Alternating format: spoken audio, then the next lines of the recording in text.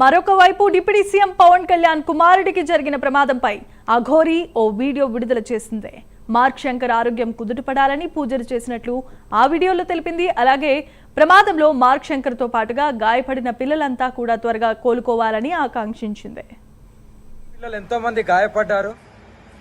Shri deputy CM Pawan Kalyan కొడుకు mark Shankar కు అతనికి ఆరోగ్యం నుండి కోలుకోవాలని, అతనికి ఏదైతే జరిగిందో దాని నుండి కోలుకోవాలని మనస్ఫూర్తిగా కోరుకుంటూ, అతనితో పాటు ఎంతమంది అయితే పిల్లలకి గాయాలైనాయో వాళ్ళందరికీ నయం అవ్వాలని నేను మనస్ఫూర్తిగా కోరుకుంటూ, కాళీమాత ఆశీస్సులు, శివయ్య ఆశీస్సులు ఎప్పుడూ ఉంటాయి.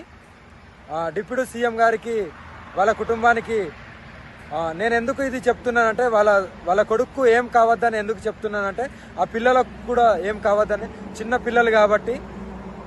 సీఎం గారు, డిప్యూటీ సీఎం గారు పవన్ కళ్యాణ్ గారు సనాతన ధర్మం గురించి పోరాడుతున్నారు కాబట్టి నేను స్పందించడం జరుగుతుంది. దీన్ని మాత్రం దయచేసి రాజకీయ కోణం అని ఎప్పుడు అనుకోవద్దు, రాజకీయ బురద కూడా చల్లద్దు. జస్ట్ ఓన్లీ సనాతన ధర్మం గురించి ఎవరు పోరాడినా సరే నేను స్పందిస్తాను. వాళ్ళ కుటుంబాలకు ఏమైనా సరే నేను స్పందించి నా వంతుగా నేను వాళ్ళని రక్షిస్తాను. అందుకనే మార్క్ శంకర్కి ఏం కావద్దని నేను మనస్ఫూర్తిగా కోరుకుంటున్నాను. మార్క్ శంకర్తో పాటు